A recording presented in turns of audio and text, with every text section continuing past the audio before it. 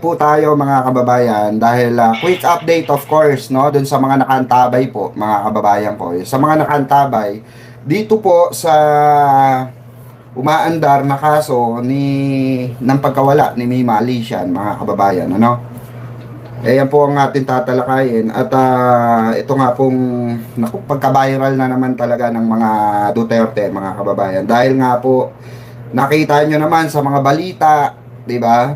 Grabe po yung baha. So, quick update po tayo mga kababayan sa kaso ni Mima Alicia na kung saan natukoy na po at nahuli na agad-agaran. Ako, palakpakan naman natin mga kababayan ko. Palakpakan naman po natin itong ating kapulisan, NBI, na tumutok dito sa kaso ni Mima Alicia. At nagba-viral nga po pa rin ang usapin dito dahil ang dami pong naratibo na nilalabas ng mga DDS na kesyo bakit daw pina-priority ito. Natural po yun mga kababayan. Alam naman po natin na si Mima Alicia ay isang sikat na political vlogger. Diba? Sikat yan maraming binanggayan na mga politikong kurakot. Diba mga kababayan? Ang mga DDS, galit na galit mga kababayan, palibasa kasi pag sila ang namatay, pag sila natsugi, pag sila ang binaril or chinugi dyan sa kalsada, wala pong papansin sa kanila. Kahit kay Maharlika, baka nga hindi padala ng toothpick yan, kahit toothpick na lang. Baka hindi pa padala ng mga Duterte yan. Nakita nyo nga yung mga DDS na nagkandamatay sa sakit pero ni isang bulaklak mga kababayan ko, ni pangkape man lang, 'di ba? Wala pong naibigay ang mga Duterte, pero inilaban ng mga vlogger 'yan. 'Di ba? Ng mga DDS. Tayo'y nakiramay, tayo'y nakisimpatya, pero hindi po natin binaboy. 'Di ba? 'Yun yung kaibahan kasi natin. Pero itong mga DDS na ito, grabe ang inggit, lalo na po si Maharlika. Grabe po ang inggit na bakit daw binibigyan pa ng ganitong espesyal. May bulaklak pa, pinakita pa ni Maharlika, di ba? May bulaklak pa, binigyan pa raw ng bulaklak itong si Mima Alicia ng ating mahal na Pangulo, Office of the President, di ba? PCO, kung sino-sinong senador ang mga nagpadala ng bulaklak, Bam Aquino, mga kasama ni Mima Alicia sa mga party list, kabataan party list, di ba? Yung mga yon, mga tao na yon, mga kababayan, mga grupo na nakasuporta kay Mima Alicia. Ganun po kalakas ang impact ng isang Mima Alicia na kinaiinggitan ng mga DDS, na kinaiinggitan ni Banat Bay, ng Banateros at ni Maharlika. 'Di ba? Hindi naman namin kasalanan kung ganong kasikat si Mima Alicia, ganong katindi ang impact. Kahit kami, nagulat kami. Sa totoo lang mga kababayan, nagulat kami. Malamang sa malamang, itong nahuling mga mastermind, 7 po mga kababayan, 7 piraso, mga kababayan, 7. Ang nasa likod ng pagpatay kay Mima Alicia. Di ba ano yun? Di ba? Matindi. Di ba? Ibig sabihin, matindi. Talagang nasa sirkulo sila ng mga scam. Kasi may mga nagtatanong po di ba? Na ano ba talaga ang punot dulo. So eto po, no? Ako hindi ko maipaliwanag sa inyo na maayos dahil sabi ko nga may mga tao na dapat maglabas niyan kagaya nila Boss Mike Cervera, 'di ba? Eto, pakikinggan natin 'to mga kababayan na kung saan po tinutukan ng taong bayan kanina yung pagpapaliwanag po ng ating mga kaibigan. Okay, so papakinggan po natin ito pakinggan po natin yung paliwanag ni Boss Mike. Okay? Kasi nag-live siya kanina mga kababayan. Kaso ako'y tulog na nung napanood ko yon, tulog na po. Kakagising ko lang. Ito po pakinggan natin.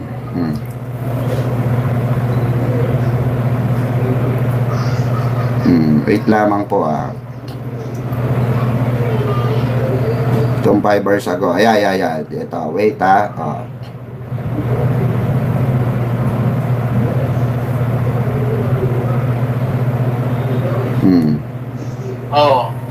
Social climber kasi. Ang natandaan niya sa malaking boses.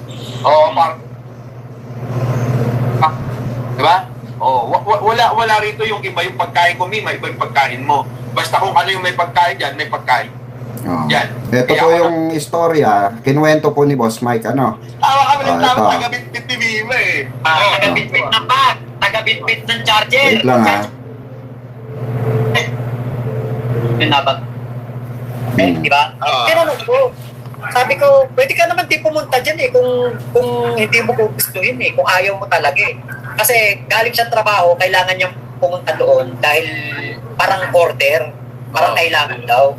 Kasi sa GC namin eh, yung sinagot ko siya, pwede ka naman hindi pumunta dyan kung ayaw mo naman talaga, di magpahinga ka na lang. Ang sabi daw, ang ayon lang dun sa pizza ko, ang sabi, kapag hindi ka naman pumunta, eh parang mababatas ka, parang obligado ka na pumunta at hindi ka makakahindi. Eh baka naman hindi naintindihan yung ano. Kaya pumunta pa rin yung pinsan ko.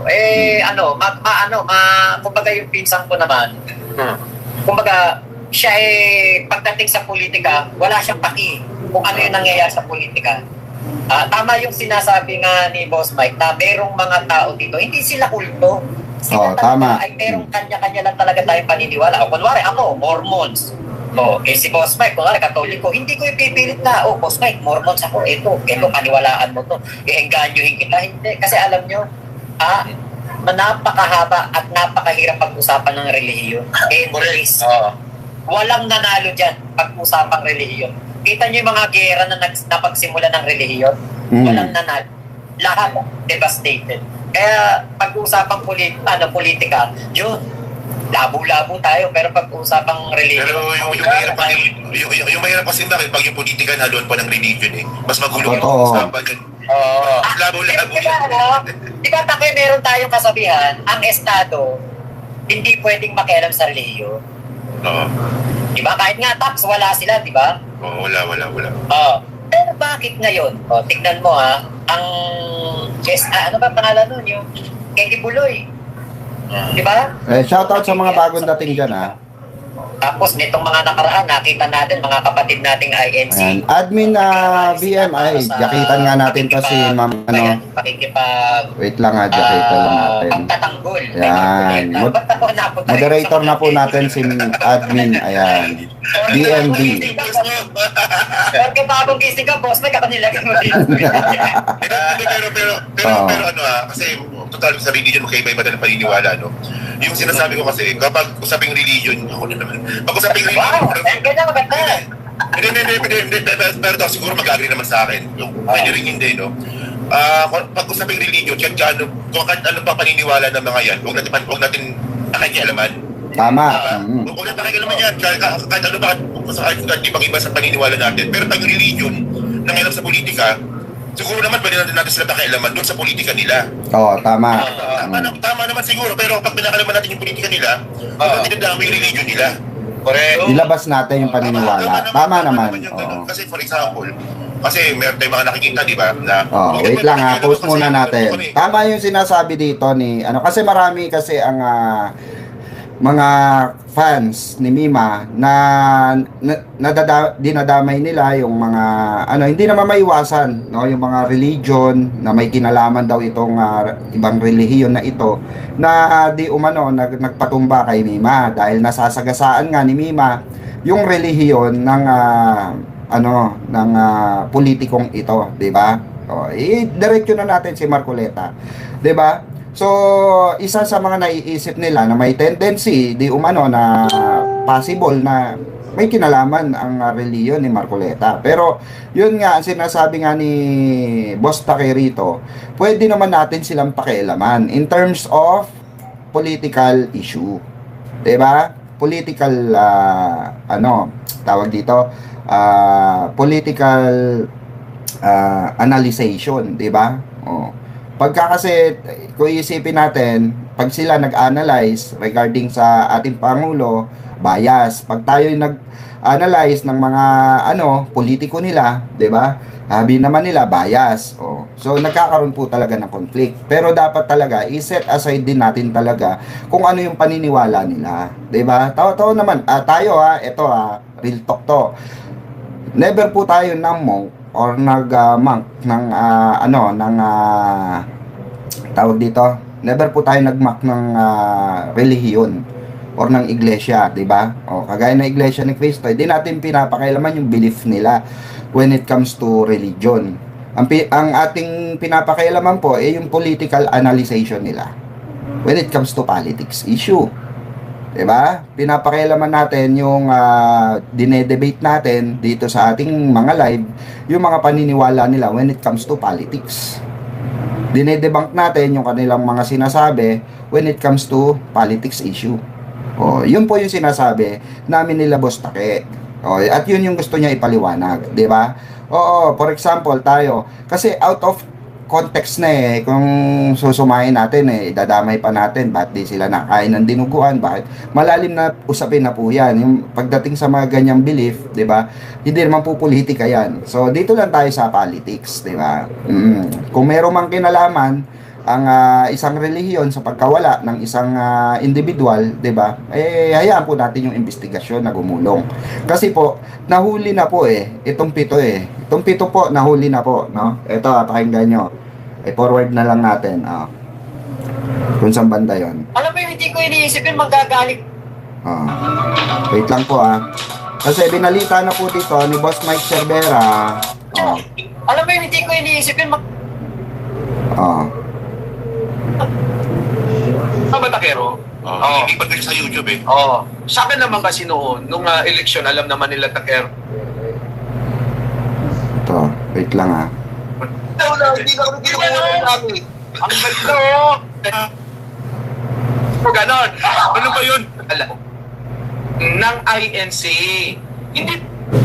Ito. Pag sinabi mo na, mo na ngayon Uy!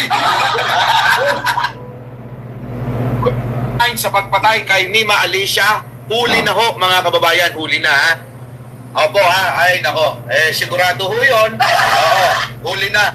Oo, mga kababayan wait lang meron akong isa rito na mukhang natataranta na Opo dahil si Nyolo ay sa mga hindi nakakalam, membro po ito ng INC. Ayan di ba?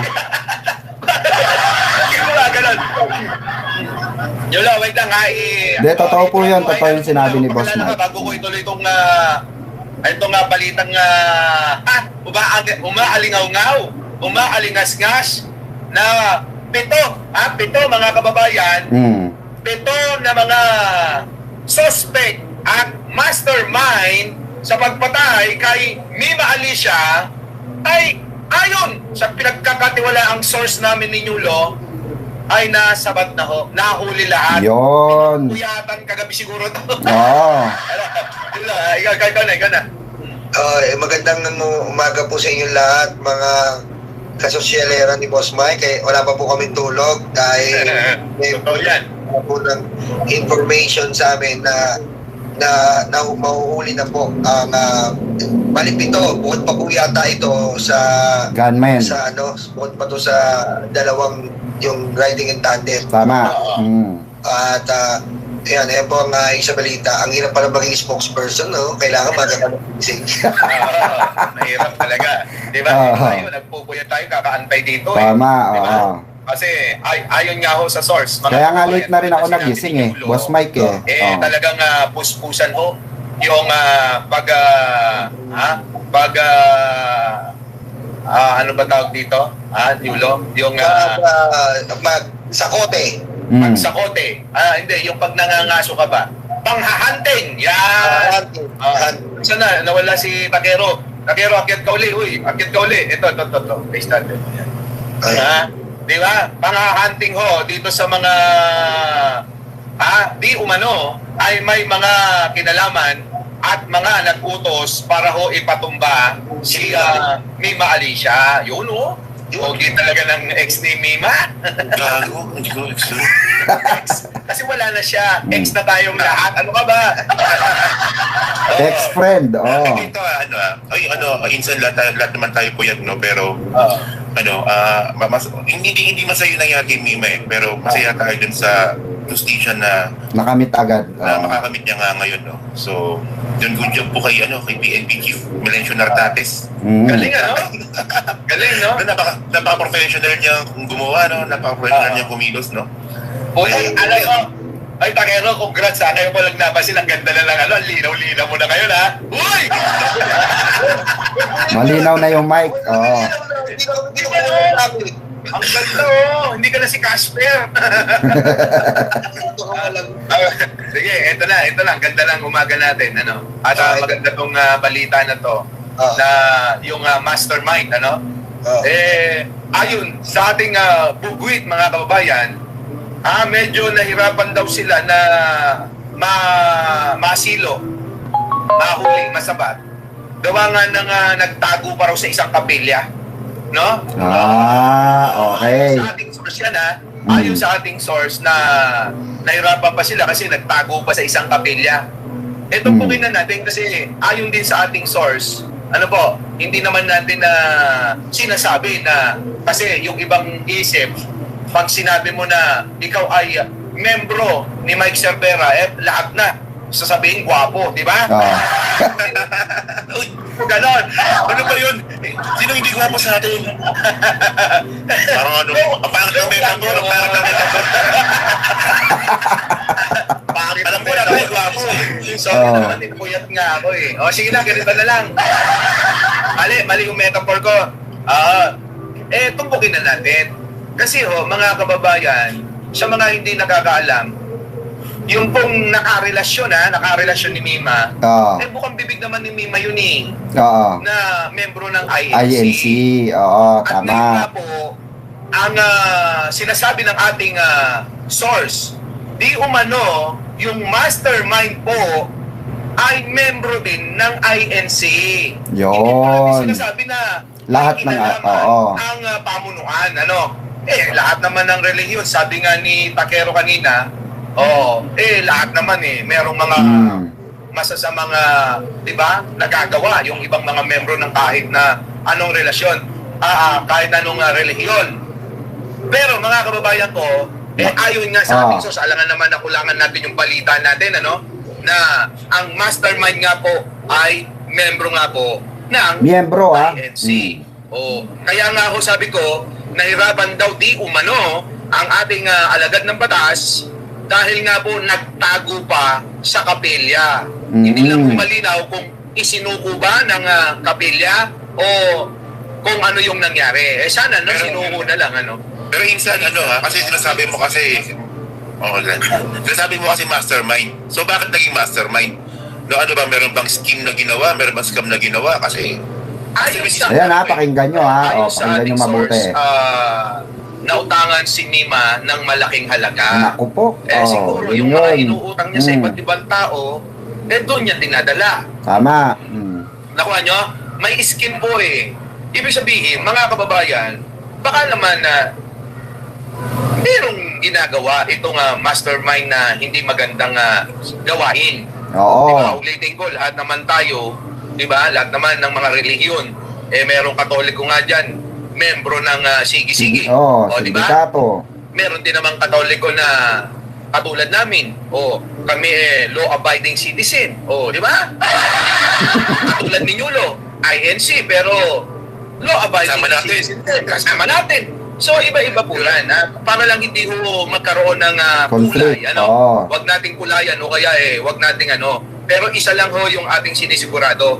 Style Duterte EJK ang nangyari. Diba? In-style EJK style. Diba? Grabe, no, mga kababayan, yan, Kasi alam nyo, marami ako ditong mga tagapakinig, marami kong kaibigan na mga taga-INC. Kaya, inuulit ko, nililiwanag ko, in fairness, di ba? Para sa tayo, no? Maging patas na sa pagbabalita. Tama. Hindi naman tayo katulad ng mga DDS na kahit walang kunig, kinukunig. Tama. Di ba? Talagang legit info to, boss. Opo. Di ba? Yan ang sinasabi ko na maging patas tayo sa lahat ng pagkakataon. Correct. Di ba? Huwag nating ikatuwa yung mga bagay na gusto nating marinig pero hindi naman totoo. Mm. Maraming ganung klaseng tao eh. Maganda kasi pakinggan yung ganun eh, kasi may kulay, di ba? Oo, Magandang chismis, pero pag hindi naman totoo, huwag natin walaan naman sana. Oo, May mga chismis kasi, mga kababayan, na chismis lang, nila literal. kulay yung kwento, parang pelikula, ganun na po eh. Pero sa dulo, hindi naman happy ending kasi fake news, di ba? Oo. Pero malinaw dito nyo, Lolo, yung mga nang-scam kay Nima, miyembro ng INC. Pero walang kinalaman dito yung Wait lang. mismong pamunuan. Wala. Ganun ang ibig sabihin natin. Hindi naman lahat bantay yan ng pamunuan eh. Oo, Di ba? tama naman. Hindi naman bantay ng tagapamahala lahat yan eh. Parang ganito lang yan, Isha, no? Ako, di ba ako, ilan yung aming mga branches. Siyempre lahat yan, hindi ko namang bantay lahat yan. Eh kung halimbawa, katulad nung best friend ni Yulo, yung isang staff, nang molestya ng minor de edad, hindi ko kasalanan yun, di ba? Hindi ko kasalanan yun. Pero kapag alam mo ng ganun, halimbawa, wala akong ginawa, may kasalanan na ako nun. Pinalakpasan mo pa, no? Di ba? Under my watch, tapos, kinonsinti ko yon, katulad ni Banat Bay na kinukonsinti yung ganun, magkaroon Correct. ng kakampi Mm. Ano ba yun? Yung pedophile ba ng hangin? diba? Ano ba yun? Oo, yun. Eh, kita mo, di ba? Yun ang mali. Pero kapag hindi mo alam, Naulan. Naulan na naman. Dapat kumilos ka na. Ganon. O ngayon, Boss Mike, ano pang update bago natin ituloy ito? Ano pang update sa'yo ni Koy dito sa Sama? May nasabi ba ngayon si Koy sa'yo? hindi, okay naman at una, ito matutuwa yung mga Martinico nito. Sasabihin ka. Ito kasi ako tinawagan nga doon na may konting problema. Yung pala, nagkaroon ng miscommunication. Hindi nagkaunawaan. Konting misunderstanding. Gano'n, hindi nagkaunawaan eh. Yun naman pala, ang nangyari, may, grabe si Ninong. May pagtingin pala si Ninong kay Mima na iba. Yun! Mabibili muna ako, maganda pa level. Parang kantin lang Tumawag nga sa akin si Koy. Ah. Sabi sa akin, Koy, Mike, kaya ikaw ang kinonta ko. O bakit naman? Yung Thank you uncle din po. mo, ano ba talaga dito? Sabi ni Uncle, okay na yan Sabi ko, sige, sabihin ko kay Boss Mike, ako contact, relax ka lang dyan.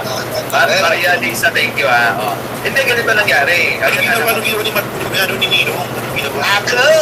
Hindi, talagang kasi nga may special na pagtingin kay Mima lahat ng gastos naman doon sa Samar, yung siya na nagpuno. Grabe naman talaga yun. Kita ko. Yun, Sabi ko naman sa inyo, ako na Yay! Ninong! Bakit naman, di ba? Kapag maganda, purihin yung nagawa. Di ba? Sa akin, maganda yun dahil kailangan ni Mima talaga, kailangan ng pamilya ni Mima yun kaya, the best si Ninong nyo rito. Pero minsan, kasi si nanay, ang daming blessing na natanggap, So, sana magamit ito sa negosyo para hindi maubos ka agad, Oo, tama. Sana lang din kasi alam naman natin yung pera, mabilis maubos. Tama. So, ayun, putulin muna natin dito, Bigay po tayo ng linaw, kaliwanagan doon sa sinasabi po ni Boss Mike regarding po doon sa una nating nailabas. Kung maaalala nyo, di ba? Mayroon pong connection sa isang organisasyon na relihiyon, di ba? Sinasabi ko sa inyo dahil nga napag-alaman natin, di ba, noon na kumpirmado po na itong boyfriend ay miyembro po ng INC. Pero hindi po natin tinutumbok dito, mga kababayan ko, hindi po namin tinumbok ni Ballpoint Man na may kinalaman mismo ang INC. Okay? Dito sa pagkawala ni Mima Alicia. Dahil marami nga pong anggulo na tinitignan. Isa na po ang politika, isa na po yung mga may atraso sa kanya. Okay? Pautang, 'di ba? Ang ginawa nga kasi ni Mima, mga kababayan, umutang siya at yung utang niya, pinautang niya rin. Kumbaga yung inutang niya, ninegosyo niya. Pinaikot niya. Yun nga, sabi nga ni Boss Mike, siguro, nung naniningil na to si Mima, okay? Dahil hindi na binabalik yung porsyento ng 'di ba? Baka may sinabi si Mima na kahit hindi nyo na ibalik yung porsyento, basta ibalik nyo na lang yung pera. Kasi milyon po ang pinag-uusapan na pera rito, mga kababayan. Di ba't nakautang nga kay Boss Mike na hindi naman niya alam na ipaungutang din, di ba? May inuhulugan pa nga rin si Mima kay Boss Mike. Well, wala naman kay Boss Mike yon. Ang gusto lang naman ni Boss Mike mapabuti ang ating kapatid na si Mima Alicia, di ba? So, yun nga nangyari, parang nagkaroon po ng siguro pagtatalo kasi nga meron pong mga tao na sumusugod doon. Na ayon mismo sa mga sa mga paligid doon, ayon mismo sa mga accurate kasi yung mga kwento, pare-parehas lang yung kwento ng mga kapitbahay.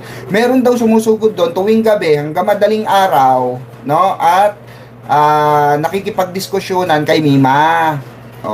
May nakikipagdiskusyonan. At yun nga ay hinahanap din itong boyfriend ni Mima. Diba? Boyfriend po ni Mima yung hinahanap. Ngayon po, itong si Mima ang humaharap. Si Mima po yung humaharap. Siya po yung binabala ng boyfriend. Okay? So, tinitignan pa rin tong angulo na ito. Siguro, magtrotropa. Diba? Magkaka-INC. Diba? Magtrotropa. Mga isang grupo. Kasama yung kanyang boyfriend, baka, 'di ba? Kasi hindi pa naman hindi pa naman tukoy kung kasabwat talaga ang boyfriend or person of interest din kasi ang tinitignan angulo rito kasi nag 50-50 pala yung boyfriend niya. So, tinitignan angulo dito, mga kababayan, dahil nga tagos-tagos ang bala, kung scripted nga naman to, bakit papayag ka na baril-bariling ka, 'di ba? At tagusan pa, 'di ba? So, talagang ang pinunteriya talaga lang si Mima dahil nga siguro may sinabi talaga si Mima na masasakit. Alam nyo naman kung paano magsalita yan. Sabi nga namin kami man minsan nagkakapikunan, 'di ba? Lalo na si Chris Ulo, madalas sermonan yan si Mima, nagkakaanuan sila. Pero hindi po dumarating sa punto, mga kababayan, na magkakanda sira-sira ang pagiging magkakaibigan. Hindi po kami ganoon. Pero minsan talaga, kung kami nga napipikon, what more pa kaya yung ibang tao na hindi siya kilala. Kami nga kilala, 'di ba? Nakakatampuhan, nagkakaroon ng konting abirya, 'di ba? Pagdating sa pagsesermon, 'di ba? Pagke-care. Kasi sobrang careless kasi talaga ni Mima pagdating sa pagsasalita. Kahit kami natatakot kami pag yan bumira uy, inay, uy, Mima, hindi. Talagang paninindigan niya yun.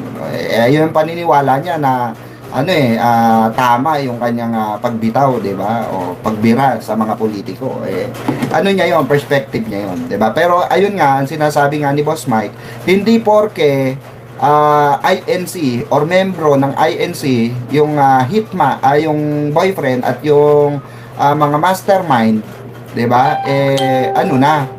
Kalaban na buong INC, hindi po. Alam nyo naman, 'di ba, marami sa kapulisan natin ang miyembro ng INC, 'di ba? Pero ipinatupad pa rin nila ang batas sa kanilang kabaro, 'di ba? O karelihiyon, 'di ba? Tawag dito, kapanalig, 'di ba? Kapanalig nila 'yan alam nyo na ngayon si Nyolo ay isa palang INC, tama po kayo. Yun nga yun sinasabi namin. Hindi pare-parehas yan ng belief. Si Nyolo po, di sana itiniwalag na yan, di ba? Si Nyolo po ay nakasuporta kay PBBM.